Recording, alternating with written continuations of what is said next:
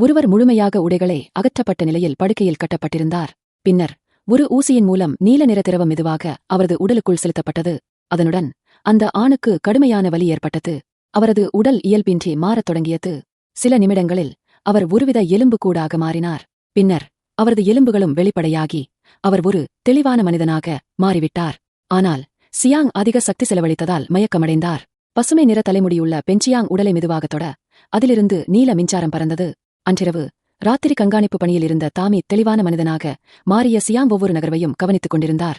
ஆனால் அவர் சிறிது நேரம் தூங்கிவிட்டபோது பாதுகாப்பு அறையின் கதவு தானாகவே திறந்தது. பின்னர் ஒரு பார்ப்பதற்கு தெரியாத கை தாமியின் தலைமுடியை மெதுவாக தொடத் தொடங்கி அதன் பின்னர் அவரது உடையை அவிழ்த்தது. தாமி திடீரென விழித்து தனது உடை யாரோ அவிழ்த்திருப்பதை உணர்ந்தார். உடனே சியாங் செய்தாரா என கூவினார். ஆனால் எந்த பதிலும் கிடைக்கவில்லை. தாமி கண்காணிப்பு கேமராவை பார்த்தபோது சியாங் தனது படுக்கையில் இல்லை என்பதை கவனித்தார். அவர் தேடத் திரும்பும்போது சியாங் ஏற்கனவே மீண்டும் படுக்கையில் இருந்தார். மறுநாள் காலை தாமி இந்த அதிசய சம்பவங்களை தனது சக ஊழியரிடம் பகிர்ந்தார். சியாங் முன்னாள் காதலியான சியாங் இதுபோன்று செய்வார் என நம்பவில்லை. சியாங் உடன் நேரில் பேச நினைத்தார். ஆனால் தாமி அவரை தடுக்க நினைத்தார். ஏனெனில் சியாங் இந்த பரிசோதனையின் தலைமை பொறுப்பாளராக இருந்தார். அவரை எதிர்த்தால் வேலையிடத்தில் பெரும் பிரச்சனை ஏற்படும். ஒருவரையும் வெளியேற்ற வாய்ப்பு இருந்தது. எனவே தாமி தற்காலிகமாக அமைதியாக இருந்தார். அன்று கருப்பு தோல்வடையுடைய பெண் கழிவறைக்கு சென்றார். பின்னால் யாரோ இருப்பதை உணர்ந்தார். திரும்பி பார்த்தார். யாருமில்லை. அவர் உட்கார தயாராகும் போதே தண்ணீரின் சத்தம் கேட்கப்பட்டது. சிறுநீர் தொட்டியை பார்த்தார். யாருமில்லை. அவர் வெப்ப காண்பிக்கும் கருவியை தர்மால் கோகல்ஸ் அணிந்து சுற்றிலும் பார்த்தார். யாருமில்லை.